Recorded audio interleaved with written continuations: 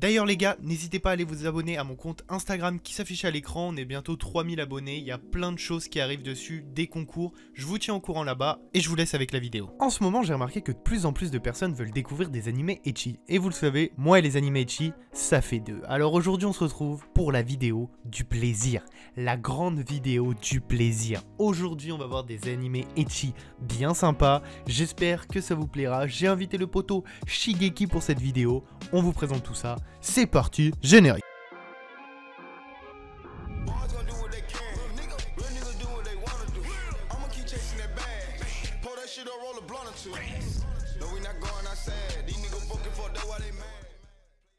Alors je vais vous parler d'un animé. J'ai une anecdote assez intéressante d'ailleurs sur cet animé. Le premier épisode, comme un con, je l'ai lancé dans le salon. J'étais naïf, je ne pensais pas que c'était ce type d'animé. C'était sur Netflix, je me suis dit bon, c'est forcément cool.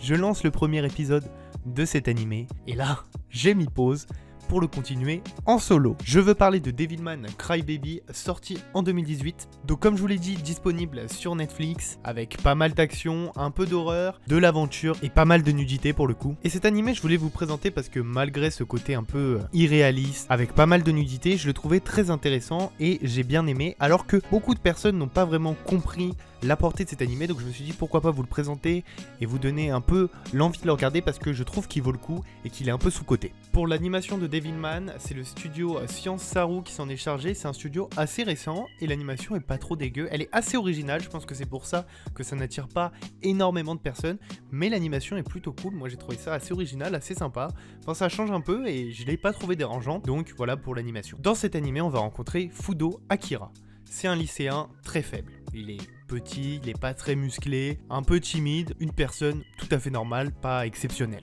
Il va revoir son ami d'enfance, Asuka Ryo, qui revient des États-Unis et qui a découvert que les démons agissent toujours dans l'ombre et donc il va prendre son pote pour essayer de les combattre parce que ils se sont infiltrés dans la société humaine et il faut à tout prix que ça s'arrête. Ryo va demander à Miki de se combattre avec les démons, il va fusionner avec un démon, le démon Amon, et ainsi devenir un Devilman. Et là, sa vie va complètement changer, son caractère, son physique, tout va changer. Et on va suivre cette histoire avec des hommes démons qui vont s'infiltrer dans la société humaine. Et j'ai trouvé l'histoire assez intéressante. Il y a un vrai développement des personnages et la fin est assez cool.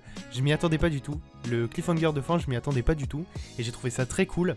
Et je me suis dit voilà, pourquoi pas le présenter, c'est à regarder tout seul, je vous en conjure, mais c'est super sympa, et je me dis que s'il y a des gens qui n'ont pas accroché, je vous conseille peut-être de vous accrocher et de me dire votre retour dessus, parce que moi vraiment j'ai trouvé ça super intéressant. Salut à tous la famille, c'est Shigeki, j'espère que vous allez tous très bien. Alors bien évidemment, avant de commencer, je remercie mon frérot Thibaut de m'inviter encore une fois sur sa chaîne. Et donc pour ma part, je vais vous présenter deux animés, et on commence tout de suite avec le premier, il s'agit de Masu Gakuen HXH. Voici de quoi ça parle. À la demande de sa grande sœur, Ida Kizuna seront à l'académie d'Atraxia où sont formés des pilotes affrontant des formes de vie extraterrestres à l'aide d'armures magiques. Sur place, le jeune homme fait la connaissance d'une de ses pilotes, Ein Shidori Gafushi. Kizuna apprend alors qu'il possède un pouvoir permettant de décupler les pouvoirs de ces jeunes filles en ayant des expériences sexuelles ou des moments érotiques avec elles. Ouais, on est d'accord, c'est du n'importe quoi. L'anime a pour genre action, comédie, ecchi, fantasy, romance, school life, science-fiction, surnaturel, pour thème combat, école, harem, monstre, et compte un total de 12 épisodes. Il est déconseillé au moins de 16 ans puisqu'il contient de la nudité. Shimoneta. Je m'étais pas mal marré devant cet animé, franchement si vous l'avez toujours pas vu, foncez, n'hésitez pas. Voici le résumé. Il y a 16 ans, une loi interdisant tout langage ou acte grossier a été votée. Elle a été mise en place afin de garantir la bonne éducation des enfants. À notre époque, nous suivons le quotidien de Tanukishi Okuma, un élève qui vient de faire son entrée dans une académie d'élite des bonnes éthiques. Il se retrouve toutefois enrôlé dans l'association antisociétale SOX par sa fondatrice Ayame Kajo. Victime de son chantage, notre héros se voit dans l'obligation de participer aux actes obscènes et terroristes organisés par Ayame contre l'école et son conseil des élèves. Ce dernier est présidé par Anna, la fille dont Tanukishi est secrètement amoureux. L'anime a pour genre comédie, ecchi, school life, shonen, pour thème école, liberté d'expression, et compte un total de 12 épisodes. Maintenant on va parler d'un animé qui est pas extrêmement connu, mais qui est très sympa, sans prise de tête, et en plus il est dispo sur Crunchyroll, donc vous pouvez pouvez regarder ça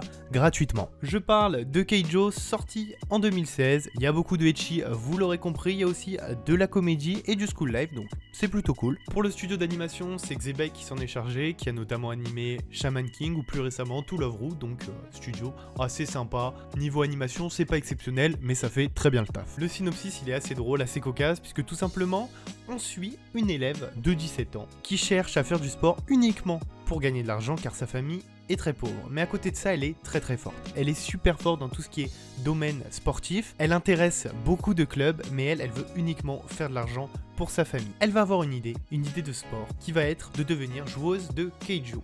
Le Keijo, qu'est-ce que c'est, vous allez me dire? C'est un sport assez marrant puisque tout simplement, il suffit de rester sur une plateforme et de faire tomber son adversaire à l'aide de son fessier ou de sa poitrine. Ah oui, vous ne rêvez pas, c'est vraiment ça le sport. J'avais pas voulu trop commencer en lisant ça, mais un pote m'a dit franchement c'est sans prise de tête et c'est assez marrant. J'ai commencé et l'animé, il est très sympa. C'est un animé petit budget, comme je vous l'ai dit, l'animation fait le taf, mais si vous cherchez un animé bien ecchi et assez drôle, je vous le conseille. En plus, il y a un peu de tournoi, un peu d'action, c'est quand même très sympa. En tout cas, voilà, c'est déjà la fin de cette vidéo. J'espère qu'elle vous aura plu. J'espère que ces 4 petits animés vous auront fait kiffer. Moi, je vous dis à bientôt pour une nouvelle vidéo. Il y a plein de choses qui arrivent. Merci d'être de plus en plus nombreux. N'hésitez pas à vous abonner, à liker, à partager cette vidéo. C'était Thibaut. Ciao, ciao.